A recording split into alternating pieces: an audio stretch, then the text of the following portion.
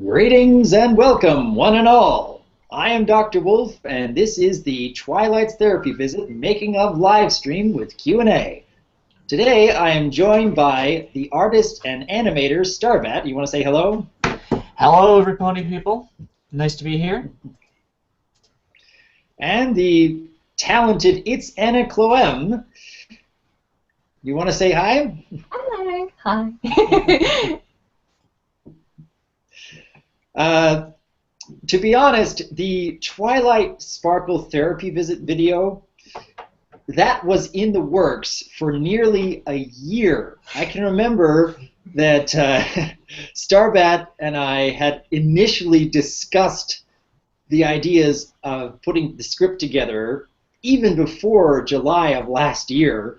Mm-hmm. And it was back during BronyCon 2015 when Starbat and I were attending the convention together that one night we just sat down and belted out nearly the entire script within the course of like an hour and a half maybe. Oh, you remember that, Starbat? Well, the second half of it at that point. If we had already kind of had a good outline, and it was in place for several weeks at least by the time we did the BronyCon thing.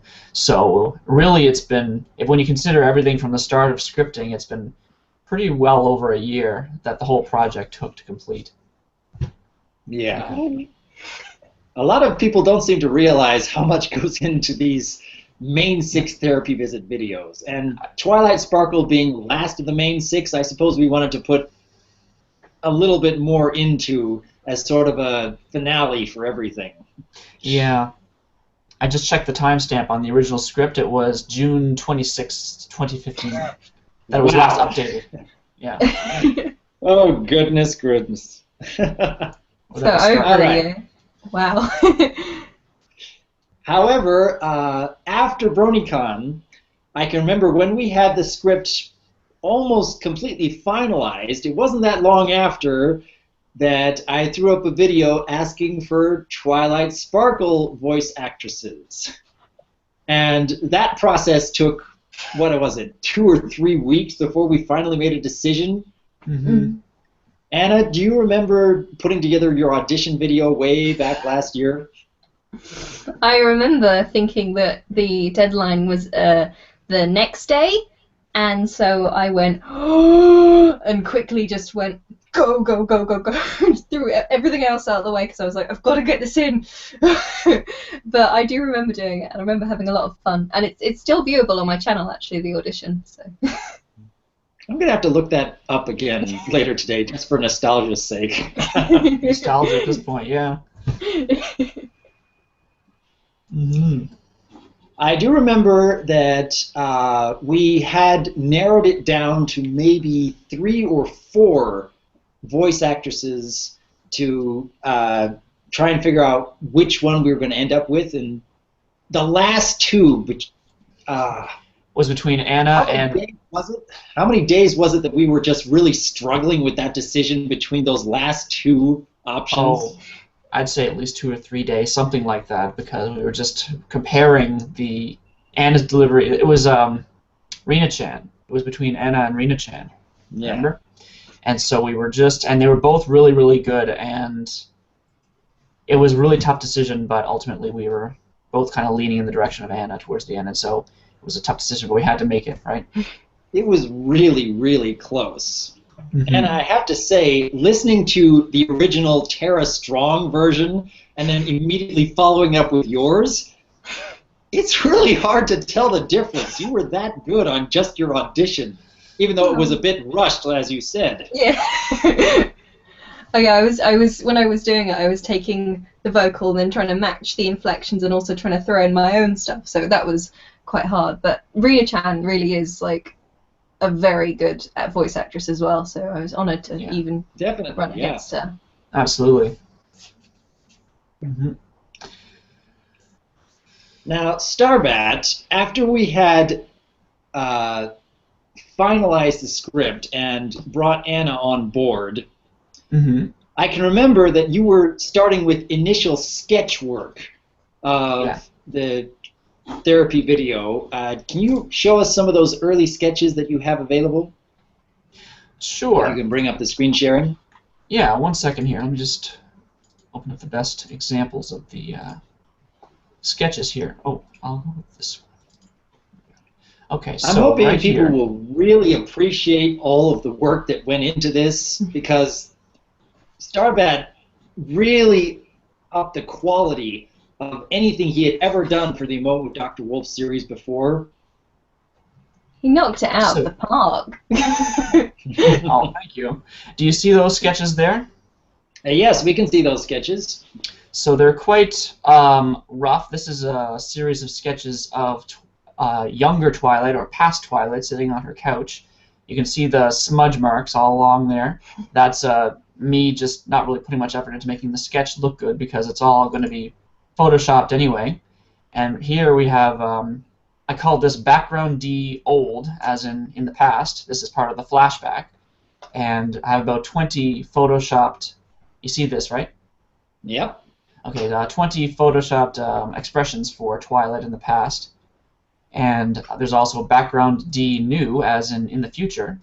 These are all my future Twilight and DRWolf expressions for background D, which is the main office background. And here we have all the different expressions for DRWolf, and there are, I think, 27 of those, and there are about 44 different expressions for future Twilight. And most impressive. And you can see here we have different versions, slightly different versions of background D, the main office shot. You can see this one is plain with the shadow of the chair, which this chair is on a different layer, so everything behind the chair and the characters is just the background. And you can see this little shadow right here of Twilight walking in. The next shot is the shadow. So I work these little details in as Twilight walks in. You can see how her shadow is cast on the background. But I had to switch from one background to the next as that went along. I think hardly anybody except me even notices those tiny details, but I was a stickler for that kind of thing as I was going through it. And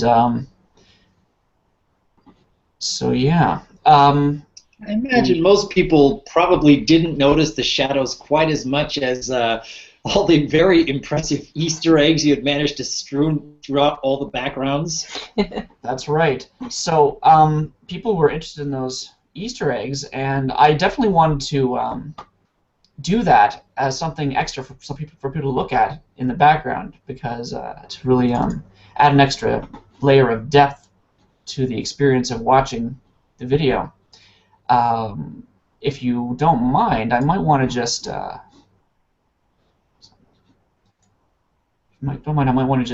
share some of those Easter eggs and just kind of go through them, because there were some that people didn't really seem to comment on. So I'd like to go through that. Hold on.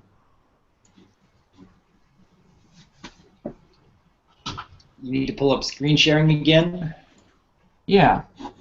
1 second.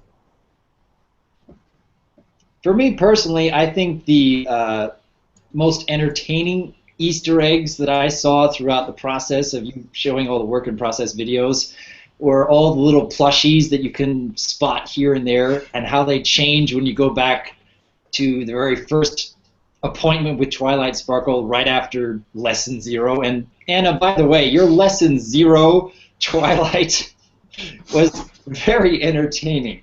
How many takes did you have to go through before you got just the right level of quirkiness? For the audition, or for the actual script, the Lesson 0 Twilight. Well, in my original takes, I was rushing it too much, so I brought it back in with direction from you and Starbat. So I brought it back in and really meant a bit more. It took quite a few, but yes, it's quite hard to try and get to that level of craziness that Twilight doesn't usually reach. So, but it's fun when she does. Absolutely, yeah. Mm-hmm. I'm glad you were able to pull it off so effectively, because it was really essential to just bring out how much Twilight has changed from then till now. Mm. Well, thank you. You got something yet, Starbat? Yes, I do. Okay. So do you see this picture right here? I do, yes. So I'm just going to run through it here really quick. There we go.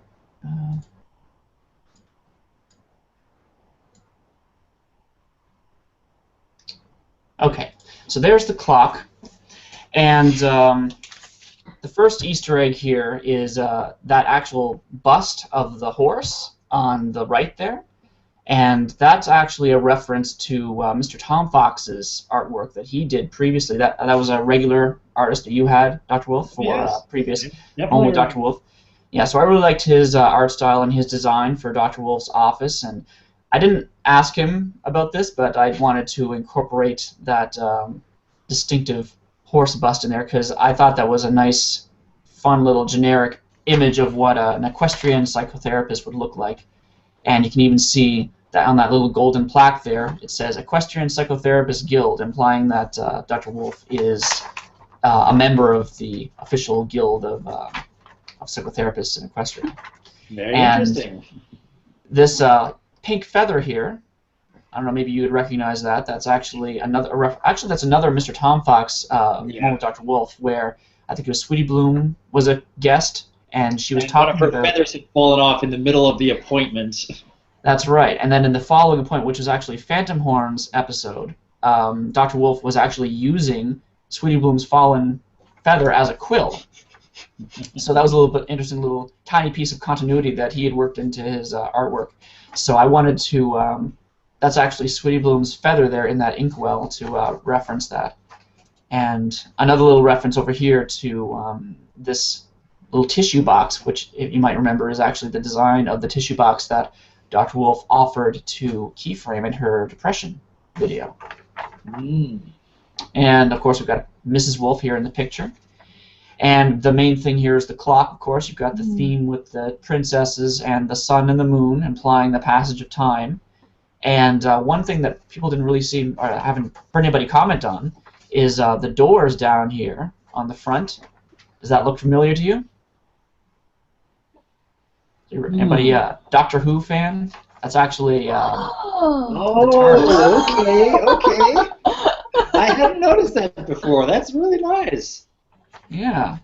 So I guess it all just works into the whole theme of time, passage of time, and time travel with the clock there. So, and that was a little bit of a more subtle reference that I threw in, and people didn't seem to notice that. So I'm happy to reveal it here. Let's see. Oh, and of course, some people did comment that when Dr. Wolf gets up, you actually get the get up noise, which is actually a reference to Starbat strong bad emails. Mm-hmm. I'm not sure how many of my viewers are that familiar with Homestar Runner, but that was something I was watching a lot back in the late 2000s. Yeah. It was basically, that was my college years right there, is watching strong bad emails. So I wanted to make that little reference, and at least 2 or 3 people commented on that. So I was expecting that to be one of the more subtle references that people wouldn't necessarily get, but people got that one, so that was fun. You can see the Fluttershy portrait in this shot here. You can see that, right? Yep. Which obviously is just a reference to the first Main 6 video.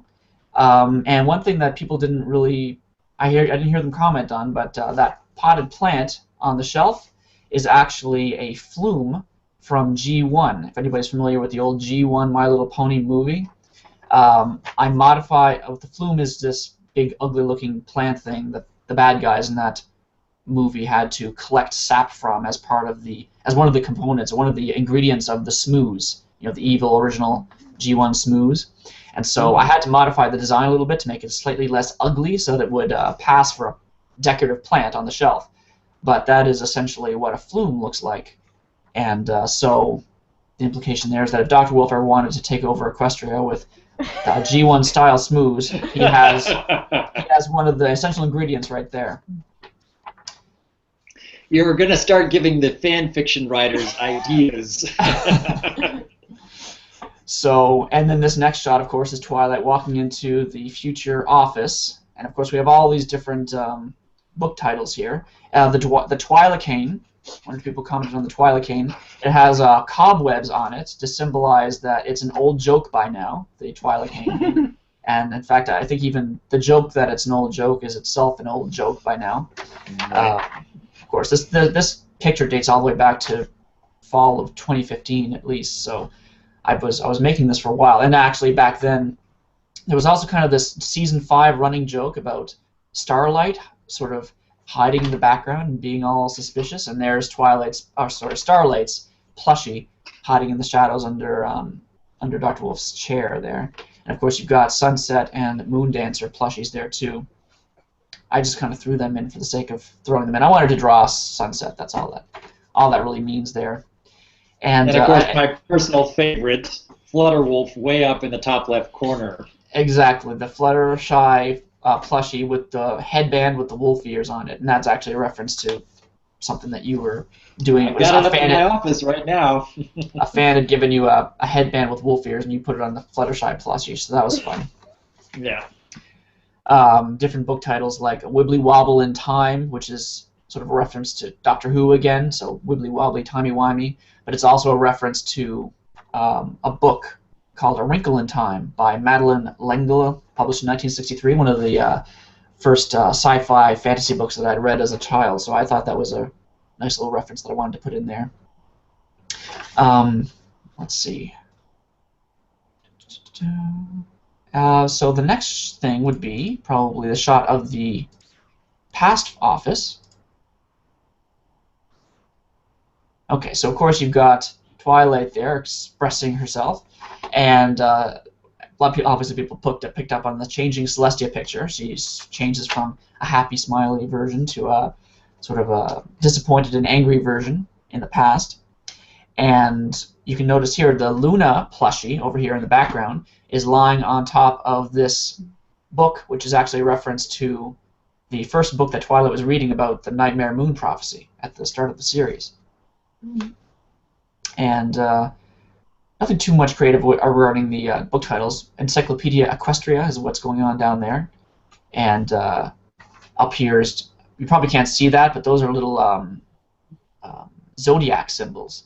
So okay. DRWolf is dabbling in astrological personality profiles, I guess. Let's see. Of course, you got the changing framed pictures. Twilight has got the picture of the Golden Oaks Library, and then in the future it goes back to her castle. And if I go here, the next one.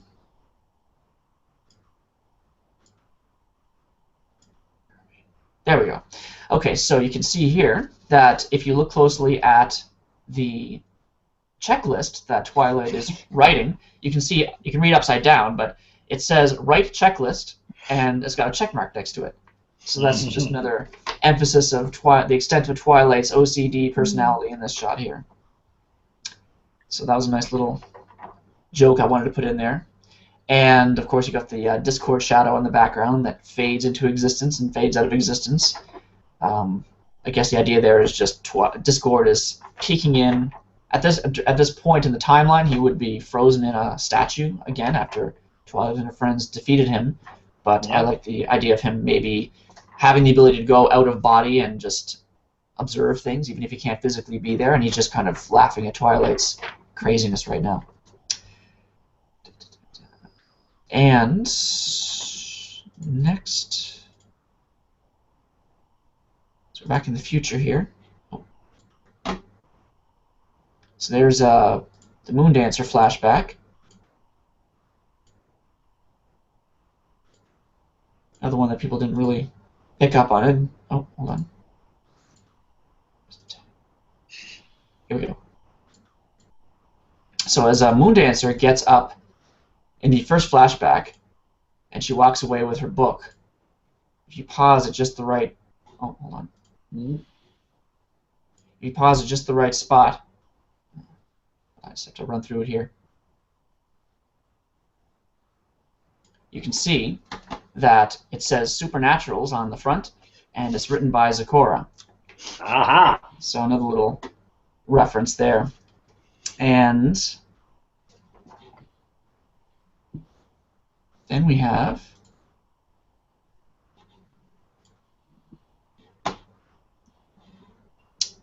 a bunch of different little references in the book titles here, which are actually more G1 references.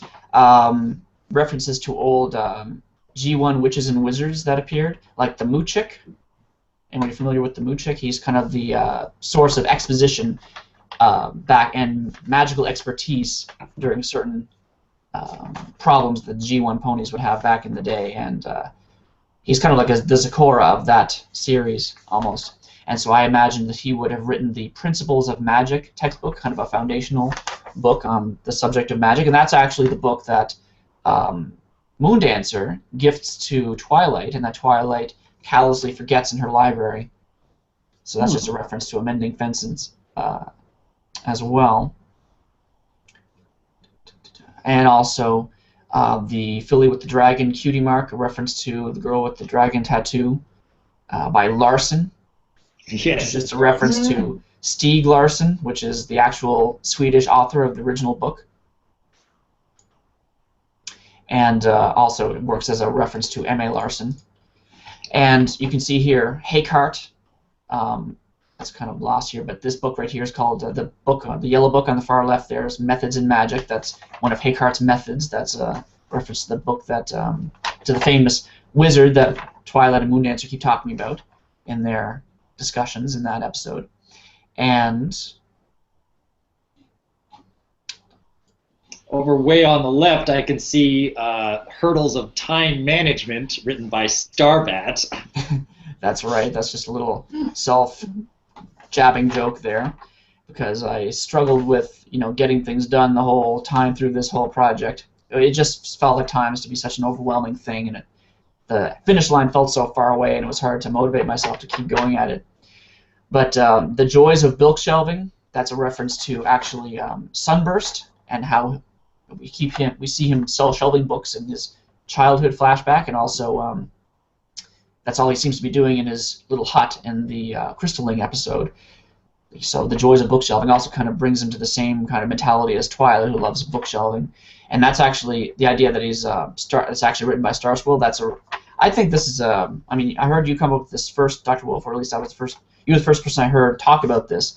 The suspicion that Sunburst is actually past Star Swirl, and that at some point he'll go into the past and he'll become the great wizard of Star Swirl. And so that's kind of me jumping the gun and predicting that that Star Swirl is actually one and the same with Sunburst. It would be interesting if the writers decided to go that direction eventually, but yeah.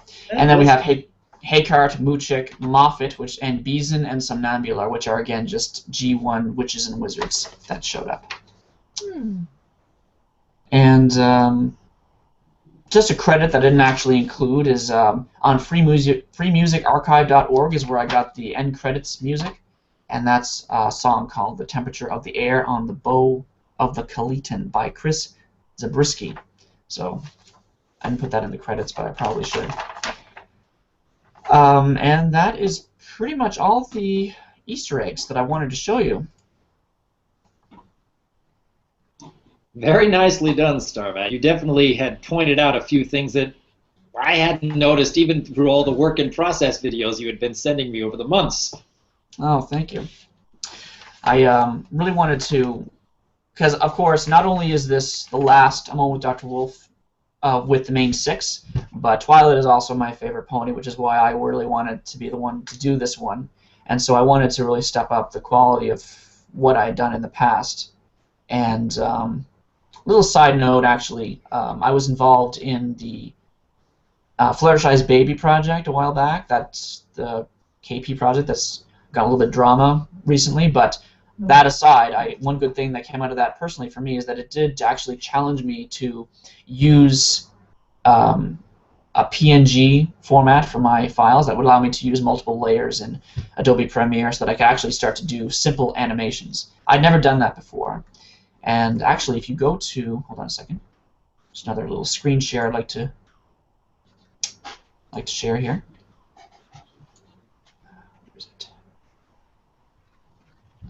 Oh, here we are.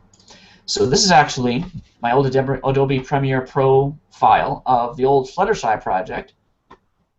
And you can see here we have one layer of video channels, and that's actually all the different frames. Everything is just its own layer, is its own frame, and as I sequence through it, that's how you get the different expressions. But if I go to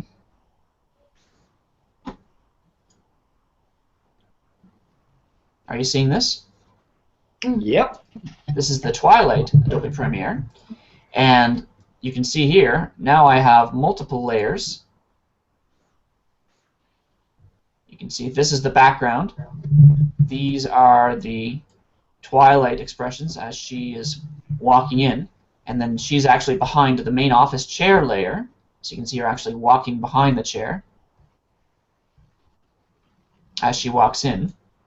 And of course we have DRWolf in front of the chair, and you can see these layers actually go all the way up to layer 21.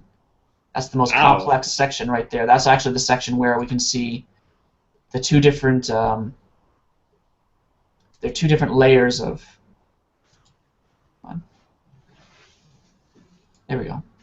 Computer's a bit slow. So two different layers of actual scroll on the floor. And there's just yet another layer of there's a layer of that actually represents the quill that Twilight is levitating, and there's a layer of mist over her horn, a layer of mist over the quill, and two layers of sparkles that are alternating opacities, so it looks like they're shimmering in and out of existence over the quill there. And of course, you got the Discord shadow in the background there too. So there are a lot of different layers at play all at once in this little shot, and you can see all the different layers all on top of each other, going all the way down. I had no idea it required quite so many different layers. That is rather intriguing. Yeah. So that's all the. This is if I can expand out the S17. So you can see here the different expressions. I just have a code for each one, and so yeah, you get different. There's Quill Sparkles 1, Quill Sparkles 2, Quill Glow, and Quill End of Scroll. That's the actual end of the scroll that's floating up as its own layer. The Discord shadow and a little wisp of shadow. And so there are a lot of different components that went into that one shot. And yeah, that's really the most complex shot in the first part. I actually divided the whole project into two different parts, the first half of the video and the second half of the video, to make rendering time a little bit more manageable whenever I had to render a work-in-progress file. And of course, you know, DRWolf, I was updating you periodically with updates, and so you were observing how things came together over time, how we went from the sketches to the Photoshop version and all of that. You even needed a different computer at some point in the process. You could finish rendering everything together the way you wanted it to. I was ultimately able to get an upgraded computer, yeah, which made rendering a little bit easier to manage. I don't know if it's just the fact that Adobe Premiere really isn't the ideal program for doing these kinds of animations. I'm hoping to get through the learning curve of getting into Flash, and maybe it'll be easier when I do that. But it was taking the better part of a week sometimes to actually render a single work in progress, which is a ridiculous amount of time to take. At least 3 days, something like that, which is absurd. So by the time I got my new computer, I was able to do it in the course of an evening to render a single video. Well, thankfully we were able to take that much time to make sure that the project was as good as we could possibly make it. Mm-hmm. And once again, I am truly thankful that it turned out so wonderfully in the end. And I know there are many thousands of people out there who have appreciated all the work you put in as well. Yeah, and one other thing I would like to show before we move away from the artwork is this shot right here. Mm-hmm. Oh. Yeah, see that I put that little simple animation in just because I wanted an excuse to draw a minuet. That was actually a little another little flashback that I was going to put in, but has actually ended up being a deleted scene because it was becoming just too much work. This is towards the beginning of beginning of July, I had made this decision that I was going to just not do that one because it was just taking way too long to finish the whole project. But you can see I got as far as getting through all the sketches, doing the colors.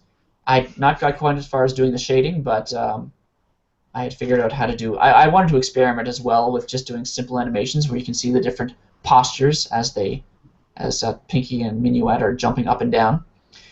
It's a bit choppy. Again, Adobe Premiere I don't think is the best program for this kind of thing, but and there was one other little flashback about Twilight. This is the part where Twilight would be saying, "Thank goodness Pinkie Pie has such a wonderful gift for helping ponies," or something to that effect. That was the part where I would have overlaid this little shot here. But ultimately left that one out. So I'm happy to share that with people. It's just a little deleted scene that they wouldn't otherwise see. Once again, I would recommend putting that up on your YouTube channel, just looping it around and getting some fun background music, and people will enjoy watching that, I guarantee it. Yeah. Well, I'll probably end up doing that, yeah. All right, Anna. I'm sure that more than a few people in the audience are curious as to how you got into voice acting, and even some recommendations on what they can do in order to improve some of their voice skills. Well, for me, it started off as a hobby. So a lot of the time, well, especially when I started, if you liked acting or something, I just saw a couple of fan dubs and I thought, oh, this could be fun. And I just auditioned, and then you search up more and you audition, and then it becomes a trend. And well, for me, I just kind of slowly fell into it. And then when I joined the Brony fandom, then I kept finding MLP projects, and I started trying to impersonate those voices and do my own impressions and give my own interpretations of the characters. And in terms of starting out, it's I'm trying to think of the best way to put this, but it's really about practice and dedication, and just it's a repeated process. So you keep auditioning and you keep learning from every project that you're in, and you try. It helps as well to do acting classes, and because for me, I've been doing acting classes and been part of drama clubs for most of my life. But it's one of the things I will definitely say is, remember when you're voice acting, if your voice sounds a lot like the character, that is good, but you need to make sure that you can deliver it as well, and that's the most important part, personally, of what I think is good. Yeah, that was kind of a ramble, but that's the best I can think of right now. Well, I know that people appreciate hearing little tidbits on how they can one day break into those same elements of the Brony community that they've respected and admired. So I know that they appreciate hearing experiences like, yeah, you do need to keep going at it and keep auditioning and make sure that you're learning from those who have come before you, and understanding that it's not just about sounding like the character, it's becoming the character and emoting the character and having a level tone and clear and concise dialogue, all those kinds of things. It's another thing as well, yeah, it just reminded me, for when you're auditioning, even if you don't get the role, or always ask, like, not why didn't I get the role, but, you know, ask what I could do, you know, what you could do to improve, and what, you know, if they were going to give you critique so that you can improve and try and audition for a new thing and be better at it the next time. It's just constant self-improvement. A funny story, when, because I started voice acting back in, oh gosh, 2012, I want to say, and I was obviously a bit younger than I am now, but I used to record on my mum's computer, and she would see the files and hear them, and I asked her recently, what did you think of me back then? And she was like, well, I wanted you to get better, so I didn't tell you. So I appreciate the support from my mum putting up with all of that. It's always nice to have people who will keep telling you, you can get better, you are getting better, because a lot of the time we are our own worst critics. Yes. It's really hard to be self-confident when you can hear all these other people who have come before you, especially those who have had decades of practice, and feel like you will never be as good as they are. Mm. If you are patient, and if you are disciplined, and if you can be happy with what you've done while still feeling the need to improve upon what you've done, you may surprise yourself.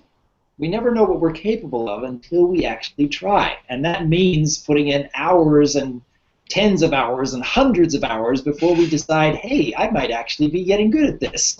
Mm-hmm. Would you say that's the same for you, Starbat? I mean, how did you start into art and editing? I sort of began sketching when I was a teenager, really, 13 years old. I took an informal art class locally. I've never studied art in a formal sense, like at a university level or anything. And anybody who's an art student can probably tell that just from looking at my artwork. But yeah, I'd actually done a lot of fan art for Zelda and a couple other things on DeviantArt since 2006. So it was a few years of me kind of dabbling in fan art, and I guess getting kind of good at it. I was never, amazingly proud of what I'd accomplished so far. And then I sort of fell into the Brony fandom, and I felt really motivated to participate in all the amazing fan art that the Brony fandom was creating. And I like to think that, well, I kind of just stick to this sort of simple cell shading style lately because that's what's quicker when it comes to making videos like this. But I like to think that I've improved somewhat in the last few years, that I've been more prolific in producing stuff for the Brony fandom. So yeah, and I hope to, now that I've come this far, I feel like I want to take it a little bit further too. That's all I have to say about that. Mm.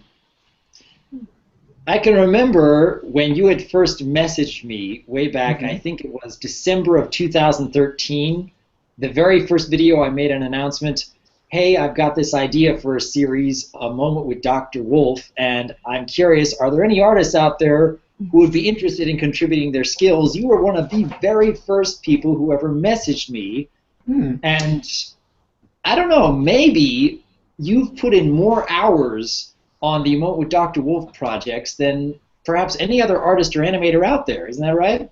Possibly. Not necessarily the most produced work, but probably the most hours, just because I'm kind of inefficient in how I get things done. But yeah, I've definitely been at it from the beginning. I was actually surprised. I think you mentioned this way back when we did this podcast for the Fluttershy project. I was surprised to hear that I was the first to get back to you. I'm sure you would have had dozens of people coming forward and asking to be a part of your project.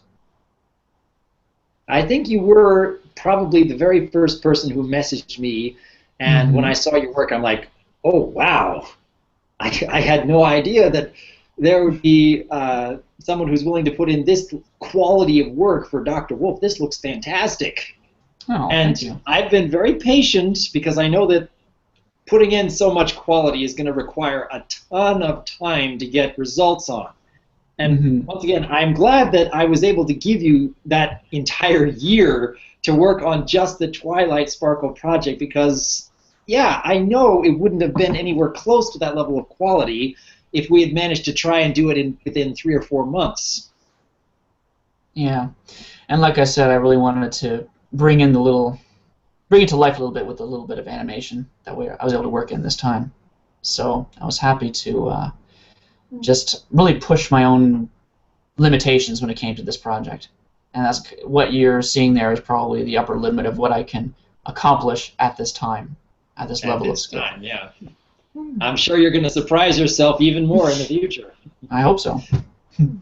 Well, I think now is a good time that we can open it up for the audience for a little Q&A. Anyone who has any particular questions for any one of us, and we'll try to answer the best that we can.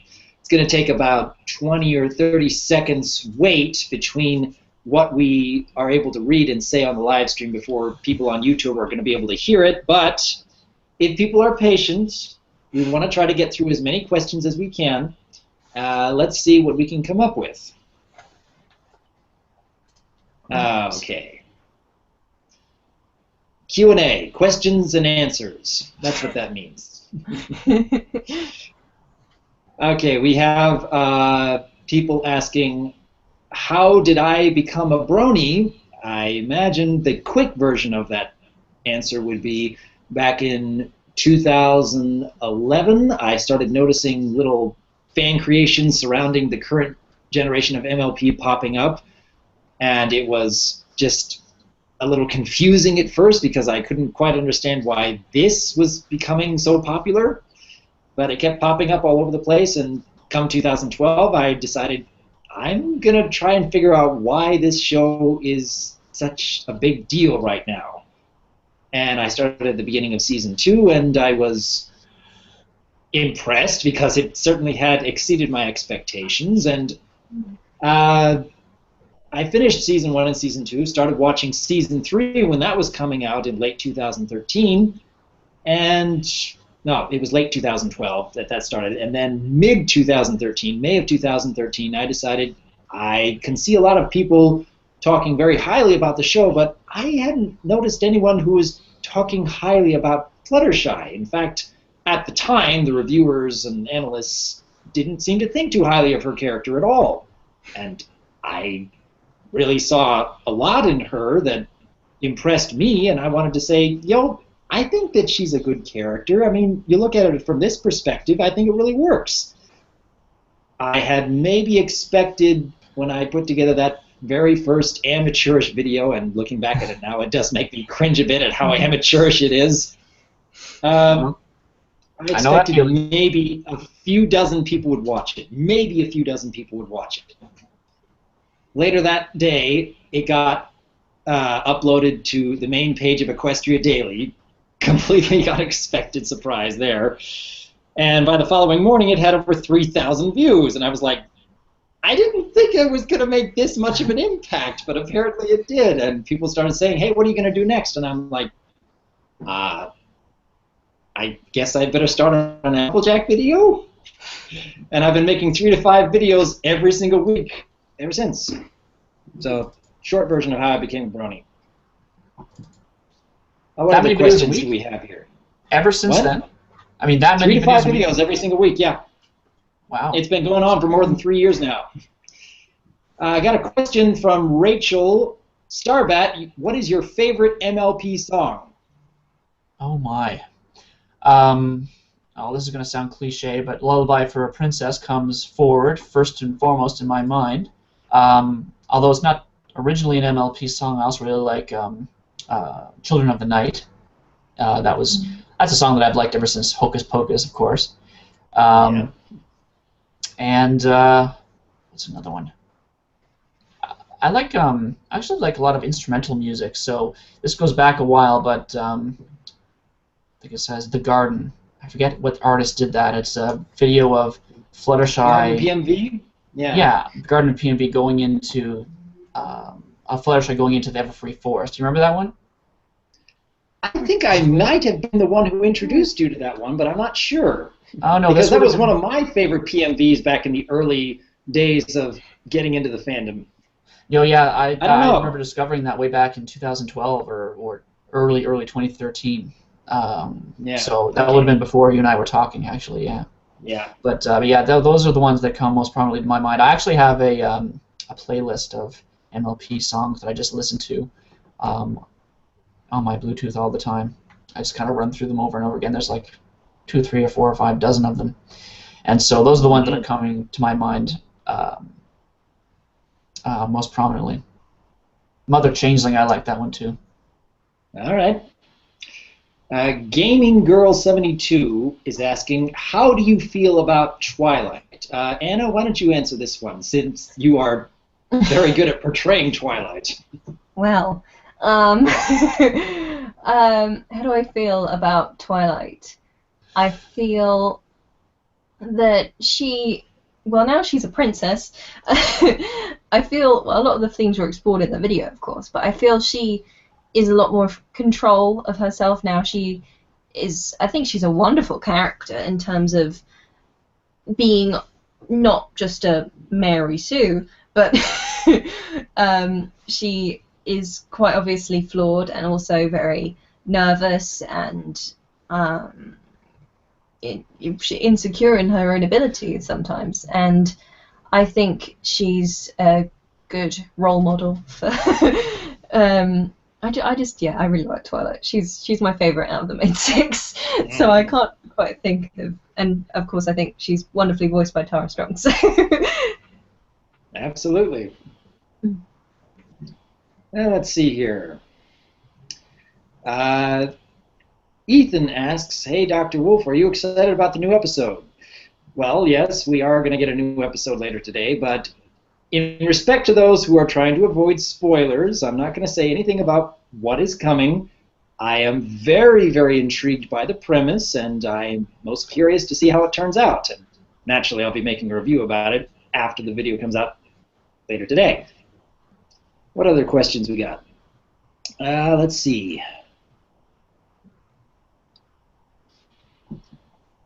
I still Either want of you about. See any good question?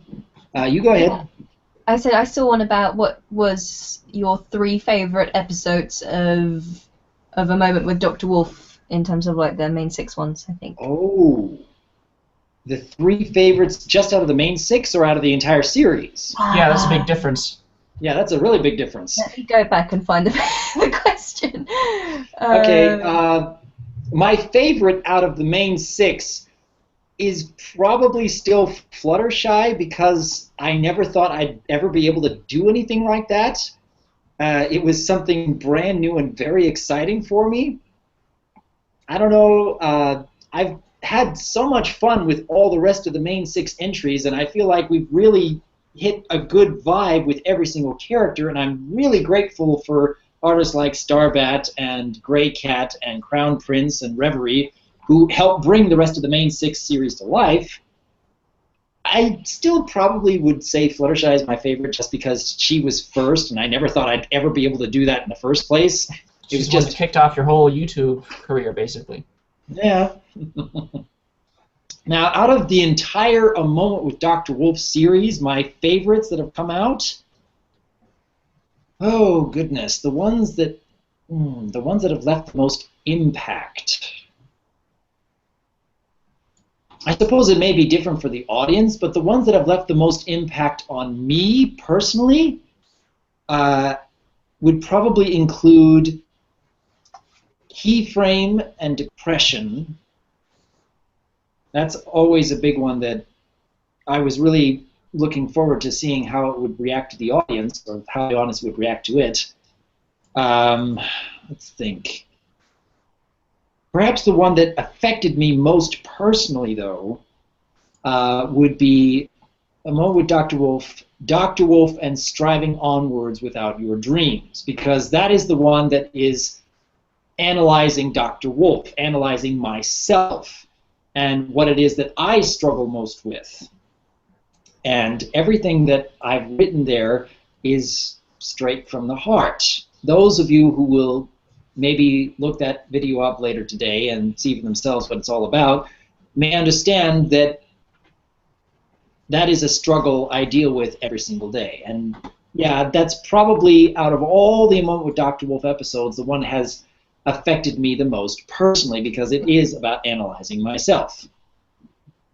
Do either of you have a favorite moment with Dr. Wolf, whether or not you were involved in it?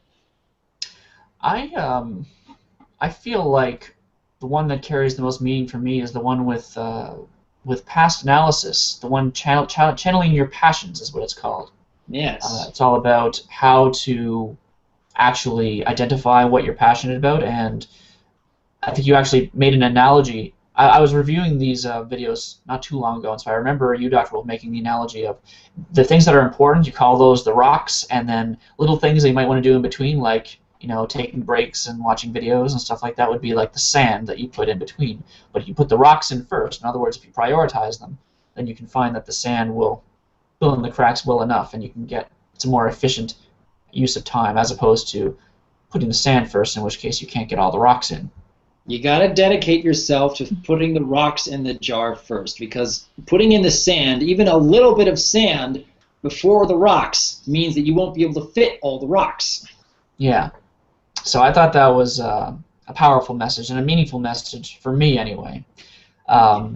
So that was one of the things that impacted me. What about you, Anna?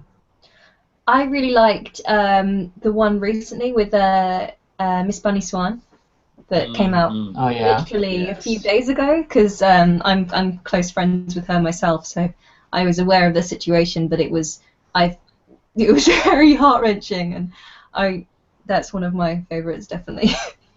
Yeah, I saw a question pass by earlier. I think it was directed at you, DRWolf. What do the Mobile DRWolf videos actually solve people's problems? I think is the essence of the question. Do I think that they help? Is that it? Okay. Yeah. I know that I have received even hundreds of personal messages from people via DeviantArt, via YouTube, via Facebook, and so on and so forth. Very personal messages from those who have been deeply affected by the Moment with DRWolf series, who have found hope and inspiration and confidence in order to overcome their own struggles, because they realize when they're watching these videos, they're not alone when they're feeling down and depressed and full of doubt. They find a faith in the future because they understand that even though I have this great struggle, even though I have these issues, even though I may not be able to overcome them as easily as I'd like to, I can still make a difference, just like these people have.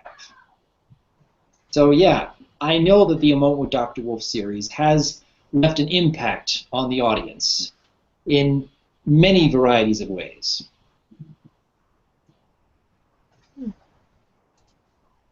Okay. To DRWolf from Miss Pink Punky Cat. Are you a real psychologist, or do you just play one as your cute little wolf character? This is a question I have gotten hundreds of times by now, because people seem to think that with all these videos I'm putting out and all these discussions I've had with the various guests, that I must be a real doctor to know all these things, and I am not a real doctor. I only took the one psychology class back in college many years ago, and for my career, I've actually been working as an accountant for over 10 years. I just happen to be a very good listener whom others enjoy listening to, and I draw upon many of my own experiences through life in order to bring wisdom to those who are in need, I suppose. But I am not a real doctor. Maybe I could become a wonderful psychologist if I decided to go back to school for another 6 to 8 years, but I don't know. Maybe I'm right where I need to be right now. Mm-hmm. Sometimes that's all you need, is just to have the right demeanor and the ability to listen. And if people have something more complex or serious, then probably the appropriate thing to do is to encourage them to seek professional help, if that's what they need. But you're a good waylay station, so to speak, in that direction, that people can be inspired by or want to take some comfort in to look at some of that material that you've been posting the last 3 years. Cameron Winger wants to know, DRWolf, are you planning on doing more A Moment with DRWolf for other characters like Discord? I think A Moment with DRWolf with Discord would be amazing. And yes, that would be very, very fun to try one of these days. It is something I have discussed with Starbat. Yes. But we haven't written anything.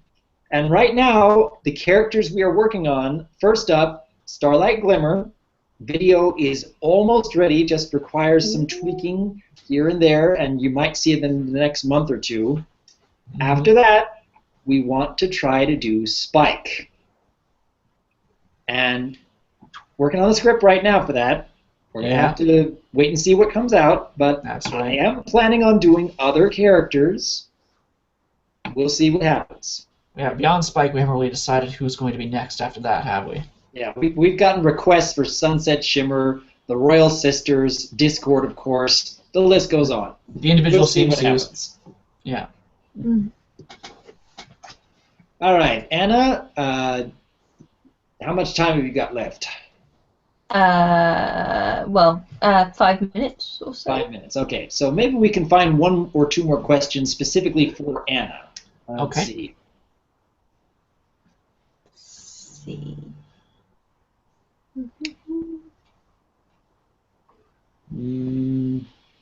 It's always a delay. Yes.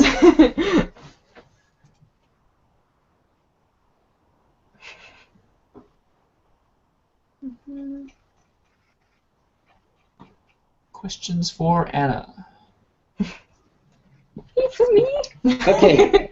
Fiddle dee dee to Anna. How do you like? What is PTS? I don't even know what that means. Princess Trixie Sparkle. Princess Trixie Sparkle. Okay, there we go. Yeah. It's Magpie Pony series where I'm one of the voices of Twilight and Rarity and Celestia, but yeah, it's a wonderful project to be a part of. I think Magpie Pony is amazing, and really, you should have her on a Moment with DRWolf or something, because she's. Oh really? She's very talented, and I don't know, maybe get in contact with her, but I think she's a very good writer and director and everything, so I enjoy PTS very much. Well, if Magpie sends me a message, maybe we can discuss that possibility. We'll see. Oh gosh, there's lots now. Let's have a look. Who can I voice besides Twilight, Rarity, and Celestia? I like to voice Maud and also Gilda the Griffin. But that's it's kind of the hey dweebs, what's up, But aside from that, I dabble in a couple of others. I did Maya for something, but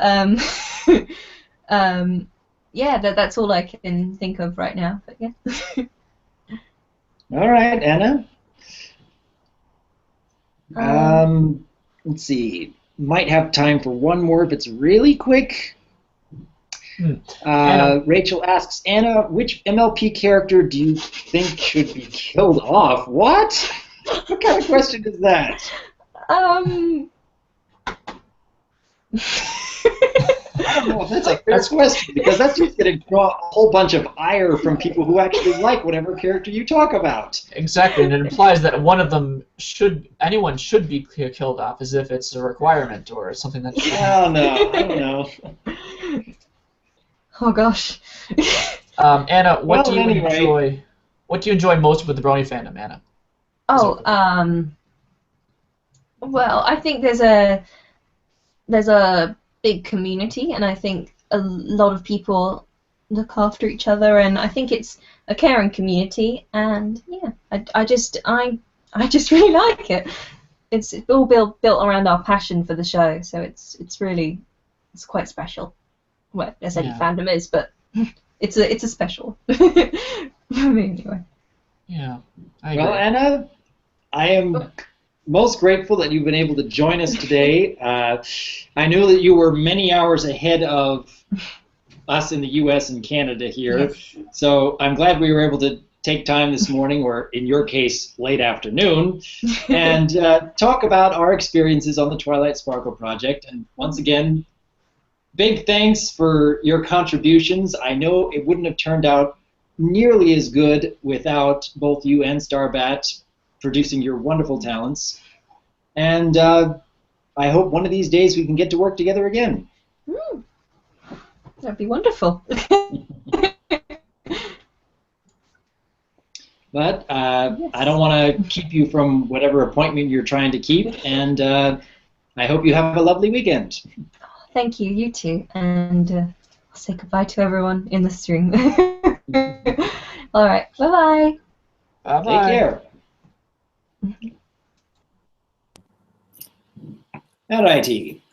Now, Starbat and I may be able to answer a few more questions here and there, but clock is ticking before the new episode, and I do have to get some prep work done. All right. Do you see anything else in there, Starbat? Somebody wants to know if you like Sonic the Hedgehog. I can remember playing Sonic the Hedgehog 1 and 2 back in the early 90s and thoroughly enjoying it. I can remember my brother and I had a Sega Genesis back then and playing Sonic the Hedgehog 2 over and over and over. That was a lot of fun. Oh, yeah? I didn't really play any of the Sonic games after that point, though. I've never I'm sorry. Yeah. So that's interesting. And have you ever watched the cartoons, though, like way back in the day? I can remember watching a little bit of both of the Sonic the Hedgehog cartoons back in the early 90s. I was more impressed with Sonic AM, Saturday AM, whatever that was called. I used to watch that one. I love that one. I was also amused by the Adventures of Sonic the Hedgehog, the more crazy, cartoony one. The Nostalgia Critic really laid into that one a little while back. But I thought that was a fun series at the time. I haven't really followed any of the more recent anime-ish versions of Sonic the Hedgehog. I've kind of fallen out of that. But I really like the old versions from way back in the day. But I haven't played any of the recent video games either. Yeah. But I know there's a huge Sonic fandom out there that maybe has some overlap with the Brony fandom. Someone had asked a while back in the comments whether I was ever going to do a moment with DRWolf with the CMC. I suppose technically we already have, because way back in the day, Starbat had drawn up DRWolf in his office with each of the CMC who are doing their own thing. Applebloom has stolen DRWolf's glasses, or really asked for them. Yes. Scootaloo is trying to look through his notes and say, hey, what's this? What's this? And Sweetie Belle's in the background shredding DRWolf's papers just for fun. Yeah. And because of that image, a few months later, I decided, let's write a story about this scene. How did this happen? And so Starbat and I and an author, I can't remember who it was, put together a full-fledged story. You and I put together a script, and he followed it up with an actual story on FimFiction that was uploaded. That's right, yeah.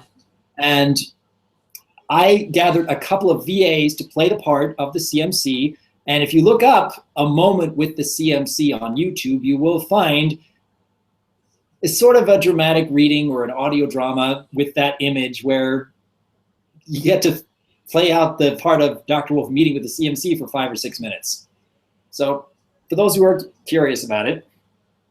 That was actually the, you asked me to do a picture to, as my proposal for my original, inclusion as an artist, and that was the original sketch that I did.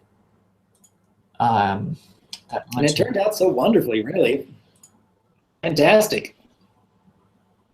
Yeah, it was originally just a really rough sketch, and then I think I decided at some point that it would be that I should Photoshop it, and then sometime after that is when we got the idea to actually make a written story about it.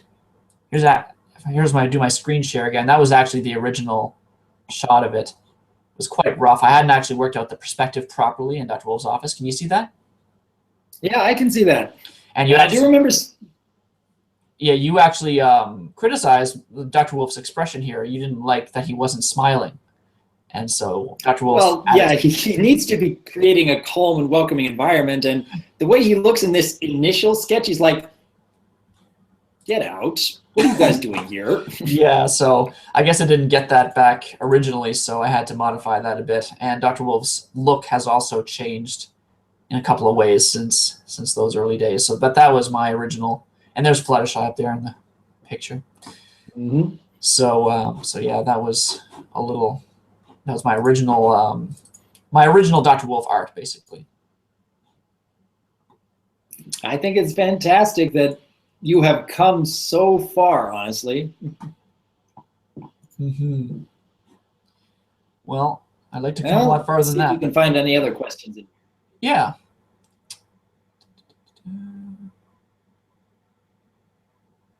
Let's see. Therapy about Discord. I think we've decided what Discord's issue would be, but because of Discord's nature, I can only imagine that moment being animated. But we need to.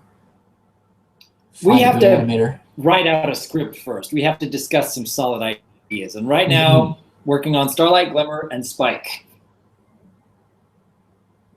That's right. If DRWolf were a pony, what would his cutie mark be? I honestly don't know. I have had that question a few times before, and the more I think about it, the more I can't really decide. What would be a mark that would describe everything that DRWolf does, or even just a main facet of what DRWolf does? Maybe a pair of those round lens spectacles, not necessarily just to symbolize, somebody who is knowledgeable and just listens to problems. Some people, I remember somebody was suggesting a notepad or a pen or a quill or something to represent taking ideas down or studying or things like this. But I think that maybe those spectacles would be a kind of a universal symbol of what DRWolf is all about. My impression. Yeah. Okay. Well, maybe there's some people out there who will come up with their own ideas and draw more DRWolf fan art as a pony with a cutie mark. If DRWolf were a pony, would he be an Earth pony, Pegasus, or unicorn? I probably would imagine DRWolf would be an Earth pony. He wouldn't be that strong, but I can't really see him as one who flies through the air or uses advanced magical spells. Just really down-to-earth, calm, welcoming, sort of normal. I don't know. Nothing that really stands out about him, just, hey, I want to hear what's on your mind. Yeah. I've already... Yeah, a unicorn because he's smart, somebody says. Well, you don't have to be a unicorn in order to be smart. Earth Pony Master Race. Yeah, people are trying to make drama out of that. Yeah, that's just inevitable. Let's see. People are asking, what does it take to be a part of Moment with DRWolf? I tend to get at least a dozen new volunteers for a Moment with DRWolf every month, from people in the YouTube community who I may have heard of before, and people who have never done anything in the YouTube community who want to take part in the series themselves. I can't keep up with the demand. I have to be pretty picky on who I decide to add to the guest list. Because, for one, there are a number of people who want to have their character on screen but have no experience recording their own dialogue. There are others who have experience on YouTube with React videos and such, but don't have their own character and can't draw or animate themselves. And then there are people who want to be part of Moment with DRWolf to discuss something that's very similar or even identical to what somebody's already done before. It is essential that a guest be able to record clear and concise dialogue with a decent microphone. The microphone on your laptop or tablet is really not good enough for most of the time. It really isn't. Having a character of your own to put on screen, especially if you are the one who drew up that character, that definitely makes a difference, because by far the most time-consuming element of any Moment with DRWolf is not the scripting and it's not the recording, it's not even the editing, it is the artwork. The artwork takes so much time that people don't seem to realize, but Starbat has shown today there's so much detail that needs to go into this series. And yeah, the audience is expecting a certain level of quality with these videos in order to keep them visually engaged. Yeah. But if you have an idea that no one has ever discussed before, which would encourage audience participation, if you can show that you have a history of recording clear and concise dialogue and keeping an audience's interest, you have a character that can be put on screen, if you can draw your own artwork or find somebody else who's willing to contribute their talents, because there's always far more people who want to just be a guest on A Moment with Dr. Wolf compared to those who want to contribute their artistic skills. More artists who want to contribute their skills to A Moment with Dr. Wolf.